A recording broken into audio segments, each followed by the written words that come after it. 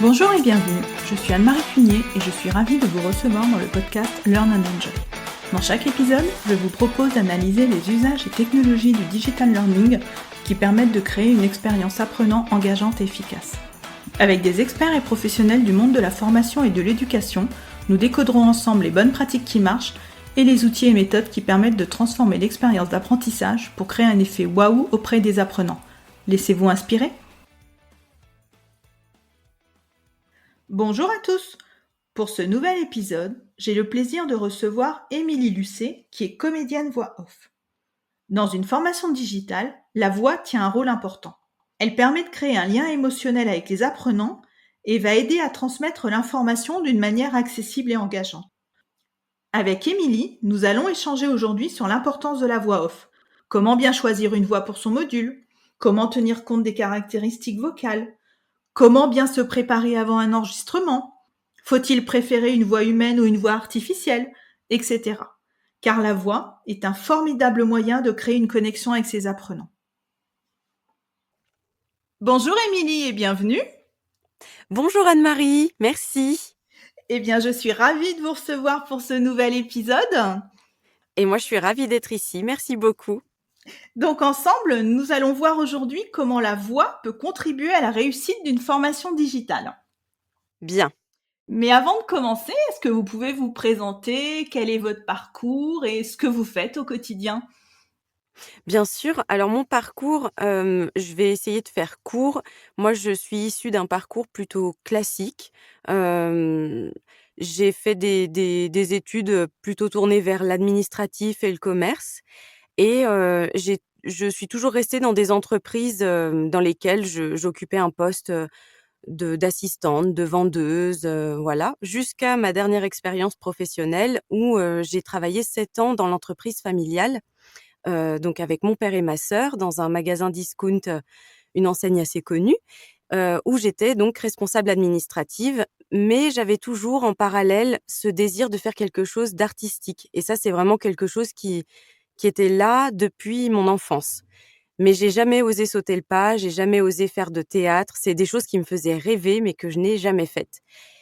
Jusqu'à un tour du monde en 2015 pendant lequel je me suis, beaucoup remise en question et parce que je sentais que je ne m'épanouissais pas dans ma vie professionnelle et je me suis dit: «Quand je vais rentrer, je vais changer des choses et je vais voir si la flamme se rallume ou bien si ça se rallume pas, il faut que je coupe tout et que j'aille vers mes rêves». Donc bah, c'est finalement ce que j'ai fait. Quand je suis rentrée, j'ai changé des choses, ça n'a pas fonctionné. Donc je me suis tournée vers la voix off. Alors la voix off parce que quand j'étais petite, j'aimais beaucoup faire des imitations, j'aimais beaucoup chanter, j'ai toujours aimé jouer avec ma voix de façon générale et je m'étais renseignée sur ce métier et puis j'ai découvert qu'il y avait une formation par internet. Donc je me suis dit: «J'y vais, de toute façon, j'ai pas grand-chose à perdre. Si ça me plaît pas, je j'arrête là. Si ça me plaît, ben, on verra. Ce sera peut-être une porte qui va s'ouvrir» et donc la porte s'est ouverte et à partir de là, j'ai enchaîné sur, des formations en présentiel dans des centres de formation, autour de Lyon. J'ai quitté, mon travail dans l'entreprise familiale. Je me suis lancée à temps plein dans la voix off et ça, c'était il y a 5 ans et aujourd'hui, bah, je vis de mon métier passion. Donc voilà, donc je continue à faire des coachings, des formations. J'adore me former sur tout ce qui touche à la voix et puis voilà, en parallèle de mon travail, je continue, à me former. Quel beau parcours, hein. Merci. Et donc, où peut-on entendre votre voix? Alors actuellement, il doit y avoir un billboard, donc un billboard, ce sont des tout petits programmes en entrée et sortie de programmes. Donc en ce moment, c'est, juste avant, TPMP et juste après. Donc c'est, vous savez, ces petits extraits dans lesquels on dit que telle marque, vous présente votre programme ou telle marque vous présente la météo. Donc là, je présente TPMP pour la marque Minceur 360, donc ça doit être en ce moment et j'ai aussi une publicité pour Vogue Coiffure sur TF1 Replay. Alors je sais pas si elle passe déjà ou pas, mais ça devrait pas tarder et puis après sur de nombreuses vidéos web, j'en ai fait tellement là, je pense que j'en ai un petit peu partout qui se baladent sur internet pour, Je fais notamment la voix des tutos URSSAF Île-de-France, beaucoup d'assurances, de mutuelles, enfin il y a, pas mal de choses. D'accord. Et aussi, j'oubliais, excusez-moi, l'application de méditation Serenity dont je suis la voix depuis 3 ans, je crois. Ah bah, j'irai télécharger l'application alors pour écouter. Bah, vous me direz. Oui, d'accord. Donc on va rentrer, dans le vif de notre sujet, je dirais. Donc, pourquoi d'après vous, Émilie, une voix off est-elle importante? Pour moi, une voix off sur une production est importante parce que, elle va créer un lien émotionnel avec l'audience et je dirais surtout que choisir une voix off professionnelle est important pour, bah, pour tout type de production, hein, e-learning comme publicité, comme, pub radio ou vidéo web. Je vous dis ça parce que j'ai suivi moi-même une formation au début de où je me suis lancée en tant que voix off. C'était une formation qui était censée m'apprendre, comment fonctionne une auto-entreprise et la personne qui faisait la voix de la formation n'était pas une voix professionnelle et on sentait qu'elle lisait. C'était très monotone et j'ai été très vite perdue et j'ai jamais fini la formation. Et je pense que c'est vraiment important de choisir une voix professionnelle qui sait comment placer sa voix, qui sait, comment gérer sa respiration, qui sait aussi parler à son audience plutôt que lire un script. Parce que la différence, elle est énorme et je pense que sur une production longue comme du e-learning, on peut vite perdre l'audience et c'est vraiment important d'avoir, une bonne dynamique, un bon rythme, de savoir mettre l'emphase sur, là où l'emphase doit être. Je pense que c'est important aussi pour donner une identité sonore. Par exemple, je reprends l'exemple de l'application Serenity. J'ai lu beaucoup de retours d'utilisateurs qui disaient qu'ils étaient toujours contents de retrouver, leur session de méditation avec la voix. C'est comme si c'était la voix qui les accompagnait dans leur moment de méditation et je prends aussi l'exemple de Petit Bambou, je ne sais pas si vous connaissez cette application, mais il y a énormément de gens qui s'étaient attachés à la voix de Mathilde parce qu'elle a fait énormément de sessions de méditation sur Petit Bambou, et je pense qu'en ça, ça peut être vraiment important pour l'audience d'avoir une voix qu'ils retrouvent lors de leur formation ou, voilà. Oui, c'est comme un compagnon que l'on va retrouver quand on va se connecter, à sa formation. Exactement. Voilà, et je suis entièrement d'accord avec vous quand vous dites, que, la voix est importante justement pour ne pas décrocher. Car quand on se retrouve sur des modules e-learning justement avec une voix monotone ou une voix qui récite, il n'y a rien de pire et on décroche très vite, quoi. Oui, oui, oui, tout à fait. C'est vraiment important d'avoir ce sentiment que les apprenants sont accompagnés, en faisant en sorte de les maintenir attentifs et concentrés, parce qu'ils vont devoir apprendre quelque chose, ça peut être long et c'est important d'avoir, voilà, que la voix les aide à rester attentifs, concentrés et à bien comprendre ce qu'ils sont en train d'apprendre. Et donc comment faire pour choisir une bonne voix pour son module de formation? Est-ce qu'il est préférable de choisir une voix féminine ou une voix masculine? D'aller plutôt choisir également une voix grave ou une voix aiguë? Quel est votre avis sur ces points-là? Tout va dépendre du type de projet, du message qu'on a à passer, de la cible aussi et de ce que souhaite le client pour représenter sa marque, ou tout simplement son module d'e-learning. Le timbre de la voix, ce sera vraiment à l'appréciation, pardon, du client. Ça va être une question de rythme, de tonalité, d'intention. Par exemple, si on prend l'exemple d'un cours de français en ligne, à destination d'enfants de 8 à 12 ans. Donc selon le graphisme choisi et le ton que souhaite donner le réalisateur, on pourra être sur une tonalité un peu maternelle ou maître ou maîtresse d'école, donc là ça pourra être une femme ou un homme. On aura du sourire, on aura un ton assez dynamique pour tenir les enfants captivés, mais aussi didactique pour que les notions soient bien comprises, bien intégrées. Ou alors, on pourra choisir une voix jeune avec des intonations un peu plus enfantines, des petits rires, des modulations, pour donner un esprit ludique où, on apprend en s'amusant. Donc ça va vraiment dépendre du type de production et de la façon dont le réalisateur, de la façon dont il a envie que ce soit perçu.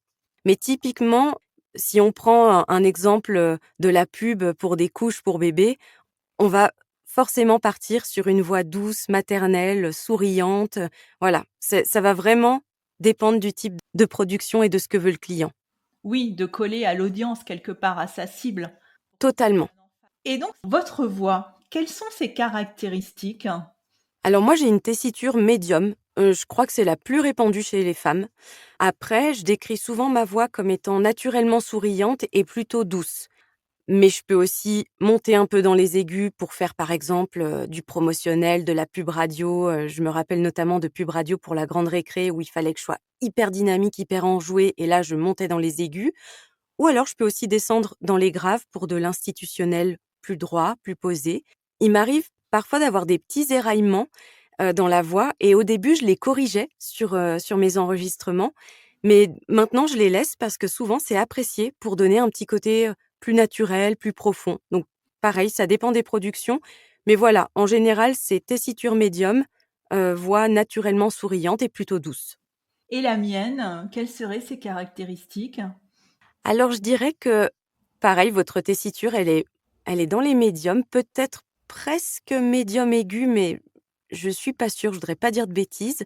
Avec un volume plutôt bas, je pense que vous auriez un peu le même souci que moi, en enregistrement voix off, c'est-à-dire que je suis souvent obligée de enfin, j'ai pris maintenant un préampli, donc qui me permet d'amplifier le volume vraiment à l'entrée, au moment de l'enregistrement. Mais avant que j'ai ce préampli, j'amplifiais le volume parce que j'ai un volume, naturellement bas et j'ai l'impression que vous avez la même chose.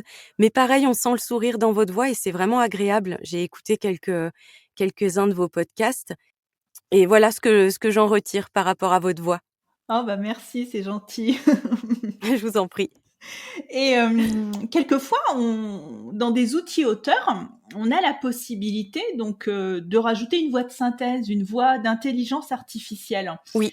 Est-ce que vous pensez que ce type de voix peuvent être des voix concurrentes des voix off? Est-ce qu'elles peuvent faire peur aux comédiens voix off justement pour l'avenir?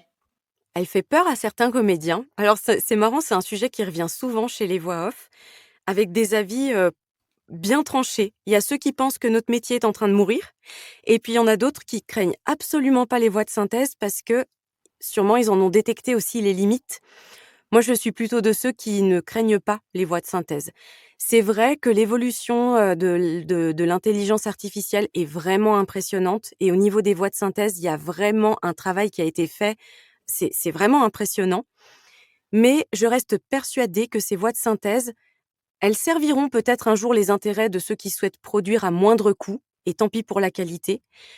Mais le monde de l'audiovisuel est quand même bien trop attaché à des voix humaines, à toute la richesse et aux subtilités que peuvent apporter, heu, les voix humaines et je pense que la majorité des auditeurs sont aussi attachés à ça. On peut pas, diriger une voix de synthèse et lui demander, bah, là, transmets plutôt une émotion comme ça et sois un petit peu plus subtil à ce moment-là et puis là, remonte un petit peu, on repart dans quelque chose de plus dynamique, de plus enthousiaste. On peut pas diriger une voix de synthèse.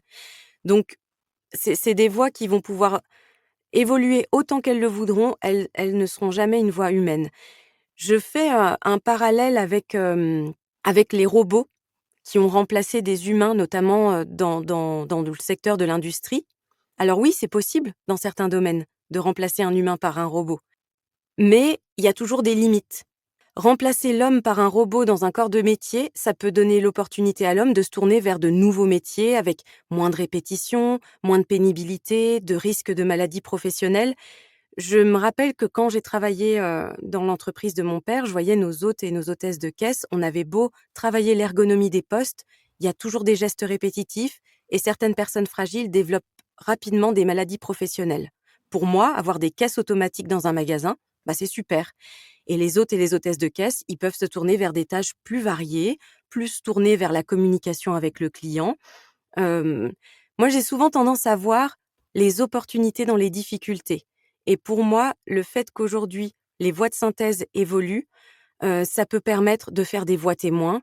Ça peut permettre, comme je disais tout à l'heure, de servir les intérêts de personnes qui souhaiteraient faire des productions audiovisuelles à moindre coût. Mais la qualité, d'une voix humaine avec les émotions qu'elle transmet, pour moi, ne pourra pas être remplacée par une voix de synthèse. aussi belle soit-elle. Et je pense qu'aucune voix off à l'avenir n'en voudra à des voix de synthèse de faire des voix de GPS, par exemple, parce que c'est clairement pas ce qui nous éclate le plus. Oui, là, on n'a pas besoin d'émotion pour suivre son chemin. Voilà. Et concrètement, Émilie, donc, est-ce que vous pouvez nous expliquer comment vous travaillez sur un projet e-learning? Quelles sont les différentes étapes et comment vous allez vous articuler aussi avec l'intégration éventuellement de sons audio complémentaires, comme de la musique, par exemple? Alors, étape par étape, donc je découvre le projet, l'entreprise, le sujet, le volume aussi, la tonalité que le client veut donner. Si je peux avoir des visuels, c'est super parce que ça me donne un petit peu une idée, du dynamique, de la dynamique, dans le graphisme et cetera. Je propose un devis et souvent je propose aussi, même tout le temps, je propose une démo personnalisée. Ça permet au client de se projeter et de commencer un petit peu à préciser le brief pour la voix off.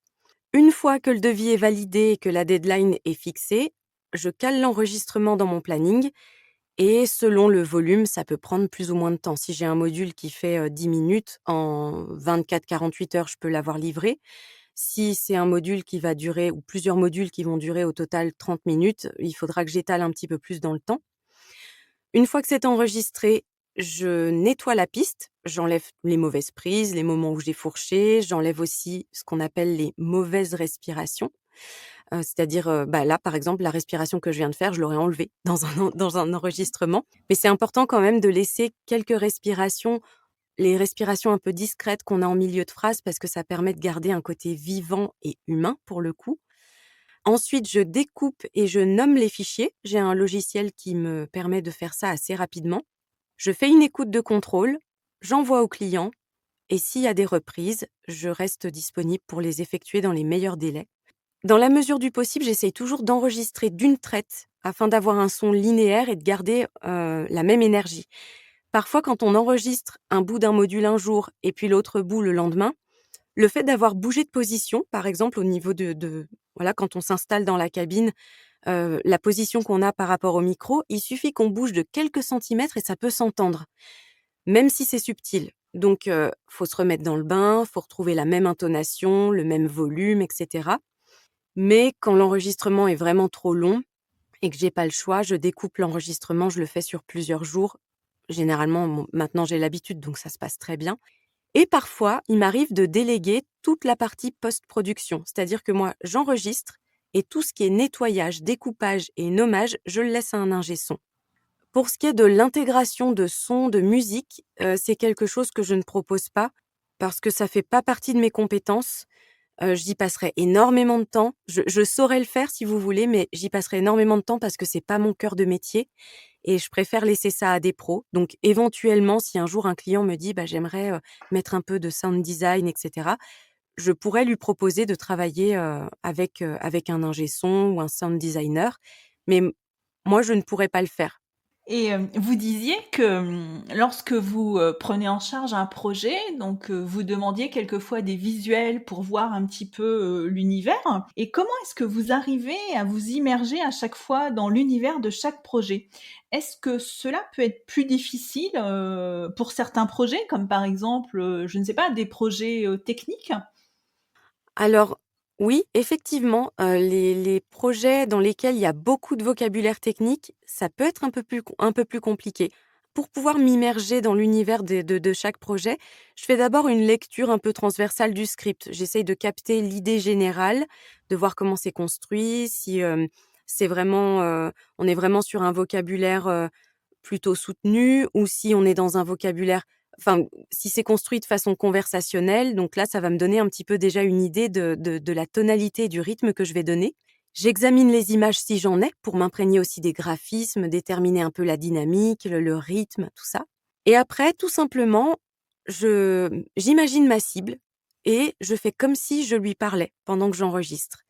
Ça, c'est vraiment une technique qui marche très bien parce que ça permet de se détacher de la lecture du script et du coup, l'enregistrement, ça coule, quoi. Je m'adresse à des gens, donc je lis les phrases, mais en réalité, je les dis.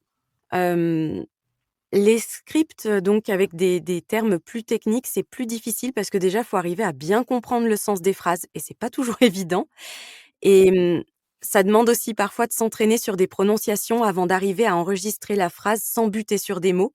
Donc c'est parfois, ça peut vraiment demander un gros travail en amont, hem, mais lorsqu'un mot alors c'est marrant, je me souviens toujours quand vraiment j'ai un script un peu technique avec des mots sur lesquels j'arrête pas de buter. Quand j'ai un mot qui me pose vraiment problème, que je bute dessus et que j'ai beau le répéter, le répéter, le répéter, j'ai 2 astuces. La première, c'est je m'arrête, je fais une pause, une demi-heure ou si vraiment j'ai le temps, je me dis: «Je reprendrai demain» et parfois le fait de faire ça, après le reste du script coule sans problème. Et la deuxième astuce, c'était, lors d'un coaching avec une comédienne voix off canadienne qui m'avait appris ça.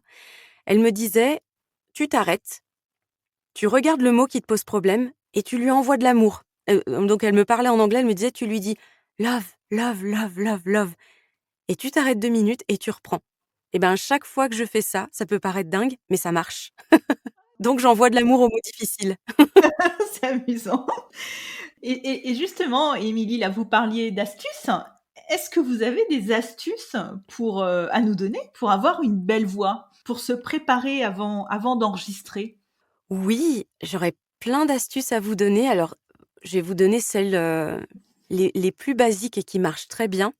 C'est déjà d'avoir le corps réveillé. Donc quelquefois, le simple fait d'aller prendre une douche, ça réveille le corps. On frotte son corps sous la douche, ça l'énergise. Ou d'aller faire une petite marche ou de faire quelques mouvements qui réveillent le corps. On va réveiller aussi ses mâchoires, par exemple, en faisant des waouh silencieux. Donc ça on ouvre grand la bouche, waouh, on laisse vraiment le waouh silencieux, venir réveiller la mâchoire. Ensuite, très important, des exercices de respiration. Moi, je fais beaucoup de cohérence cardiaque et ça me sert à la fois d'exercices un peu, méditatifs ou de relaxation et à la fois de respiration pour commencer ma journée d'enregistrement.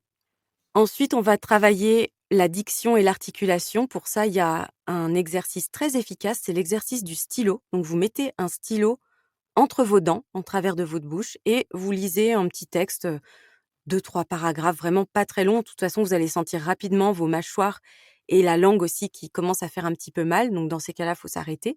C'est incroyablement efficace, quand on fait cet exercice, comme juste après l'articulation, elle est presque parfaite, quoi. Et puis, bah, faire quelques virelangues, ça peut aider aussi, donc ces fameuses phrases, du style, un chasseur sachant chasser sans son chien, est un excellent chasseur. Enfin, je les ai plus exactement en tête, mais vous voyez l'idée? Oui, oui, oui, ou les chaussettes de l'archiduchesse sont-elles sèches, archi sèches?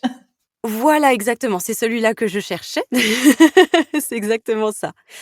Toujours bien hydrater ses cordes vocales, donc boire de l'eau, des tisanes et être bien reposé. Ça évite les bruits de bouche et si, par exemple, en prenant la parole lors d'un enregistrement, un jour vous êtes fatigué ou un peu stressé et que vous avez beaucoup de bruit de bouche, il y a une astuce qui fonctionne très bien aussi, c'est de croquer dans une pomme.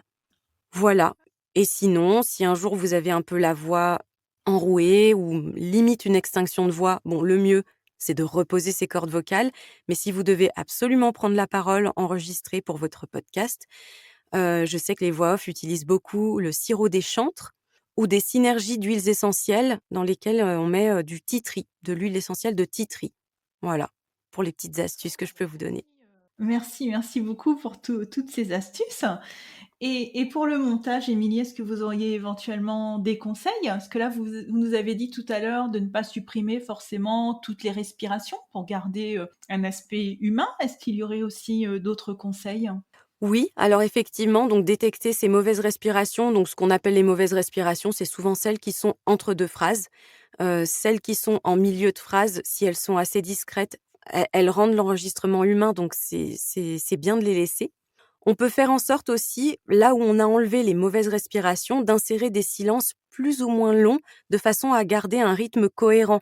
Parce que parfois, si c'est un petit peu trop rapide, on se dit: «C'est pas possible d'avoir tenu sa respiration aussi sur des phrases aussi longues». Donc ça va être à l'écoute qu'on va déterminer, comment insérer ces silences.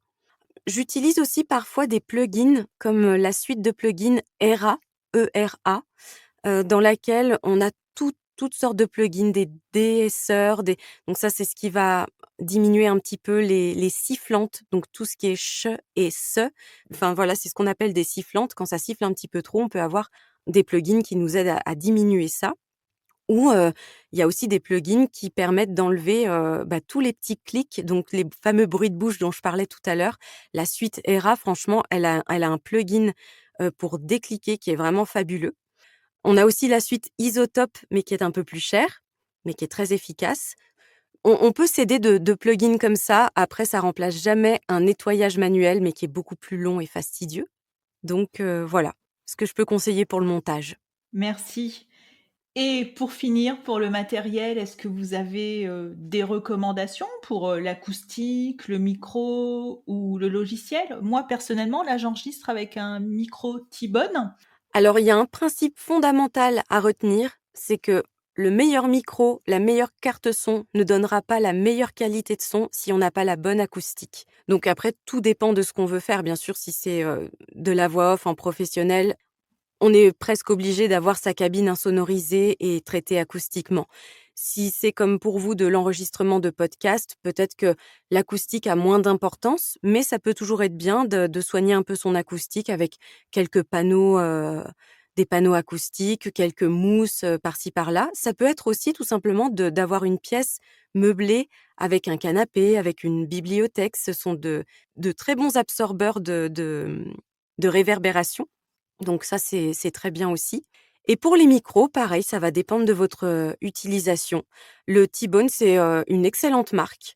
Je sais qu'il y a beaucoup de voix qui utilisent aussi, notamment quand ils démarrent, la marque, je n'ai plus. Le Yeti peut-être? Alors le Yeti, oui, il y en a beaucoup qui l'utilisent. C'est vrai qu'en utilisation pro, on le recommande pas forcément, mais c'est un bon rapport qualité-prix quand même pour faire du podcast ou des enregistrements, pas pour tout ce qui est pub et cetera. C'est le Rode, voilà. Je sais qu'il y a beaucoup de comédiens qui utilisent le Rode NT1A. C'est un excellent rapport qualité-prix. Après, en marque de micro, on a Neumann qui est la marque préférée de la majorité des studios. Malgré tout, il y a certains comédiens qui ont essayé la marque Neumann et qui ont été déçus parce qu'ils en ont entendu beaucoup de bien, mais ça va pas avec leur voix. Donc moi, ce que je recommande, si vraiment on a envie de bien s'équiper, c'est d'aller dans un magasin, de se faire conseiller et d'essayer. Et si on n'a pas envie d'aller dans un magasin, le site internet Thomann est un excellent site qui a un choix énorme et qui propose la possibilité d'essayer et si ça va pas, de retourner le produit. Essayer, c'est la meilleure façon de trouver, le micro qui correspond à sa voix, à son timbre et au résultat qu'on souhaite. Et vous, Émilie, vous avez un studio aménagé chez vous? Oui, alors moi j'ai commencé avec un petit bout de pièce dans une chambre qui était traité acoustiquement. J'avais un rideau avec isolation phonique. Malgré tout, j'avais quand même une alors à l'époque, je m'en rendais pas trop compte, mais maintenant que je peux, comparer avec une cabine insonorisée, j'avais quand même une jolie petite réverbération. Là, maintenant, j'ai une cabine insonorisée et traitée acoustiquement qui a été fabriquée par, mon conjoint sur le modèle de la fameuse, Studio Brix, qui est très connue, dans le milieu des voix off. C'est tout simplement une cabine qui se construit comme un Lego. On a plusieurs briques qui s'emboîtent. Il a vraiment étudié la fabrication de manière à ce que ce soit parfaitement insonorisé. Donc j'ai encore quelquefois des bruits qui peuvent, venir. Si j'ai une tondeuse qui passe sous ma fenêtre, par exemple, je l'entends un petit peu quand même, mais ça n'a plus rien à voir avec avant. J'enregistre vraiment sereinement parce que je suis dans mon petit cocon insonorisé. Dans cette cabine, j'ai donc installé mon micro qui est un Neumann, TLM 103. J'ai une carte son, j'ai donc un préampli et j'ai un grand écran, sur lequel je peux, lire mes scripts, enfin dire mes scripts. Comme ça nous permet un petit peu d'imaginer, votre univers. Eh bien, Émilie, donc merci beaucoup. Nous allons arriver à la fin, de cet épisode, que je trouve passionnant. Pour finir, donc une question de conclusion. Quels seraient vos conseils pour améliorer mes épisodes? Ah! Et bah, écoutez, vos épisodes, ils sont très bien construits. Ben, vous avez une tonalité naturelle parce que forcément c'est un échange, donc voilà, on sent que c'est naturel. Dans tous les podcasts que j'ai écoutés de vous, ce que j'ai beaucoup apprécié aussi, c'est que les temps de parole sont bien respectés. Il y a pas Vous coupez pas la parole et je trouve que ça permet vraiment de rester concentré sur ce que chaque intervenant dit, donc aussi bien les questions que vous posez que les réponses des intervenants, et il y a quand même une bonne qualité de son. Ce que je pourrais peut-être vous conseiller, c'est de baisser le volume de la musique dans votre intro, parce que du coup, on entend je trouve qu'on entend plus la musique que votre voix. La musique passe un peu par-dessus votre voix et voilà, je crois que c'est tout ce que je pourrais vous dire parce que je trouve que vos épisodes, ils sont de très bonne qualité. Oh bah merci Émilie. Oui, la musique de l'intro, oui, je pense que je vais la retravailler parce que on me l'a déjà dit aussi que la musique était peut-être un peu forte, donc je pense que je la réenregistrerai. Mais bah, je suis D'accord. contente que vous me disiez ça parce que c'est vrai que moi j'ai appris sur le tas, donc Et oui, je ne connaissais pas du tout ce monde avant. Donc, merci beaucoup, Émilie. Eh bien, comme d'habitude, dans les notes de l'épisode, je mettrai votre contact LinkedIn si nos auditeurs veulent entrer en relation avec vous. Je mettrai aussi votre compte Instagram où on peut vous retrouver et également donc votre site où il y a beaucoup de démos que l'on peut aller écouter. Moi, je suis allée dessus et j'ai écouté quelques démos et j'ai trouvé ça vraiment très très sympa. merci beaucoup. Eh bien, encore merci Émilie pour cet épisode. Je vous dis à très bientôt. Merci à vous, c'était vraiment un plaisir. À bientôt. Merci. J'espère que cet épisode vous a plu. Si vous aimez le podcast Learn and Enjoy et si vous avez envie de me soutenir, de m'aider à faire connaître ce podcast, la meilleure façon, c'est de me laisser une note 5 étoiles sur Apple Podcast ou un petit commentaire. Pensez aussi à vous abonner pour être informé de la sortie des prochains épisodes. Et pour rester en contact ou me proposer un thème que vous souhaitez que j'aborde, vous pouvez me rejoindre sur LinkedIn. Vous me trouverez sous mon nom, Anne-Marie Cuinier. Je vous dis à très vite pour un nouvel épisode.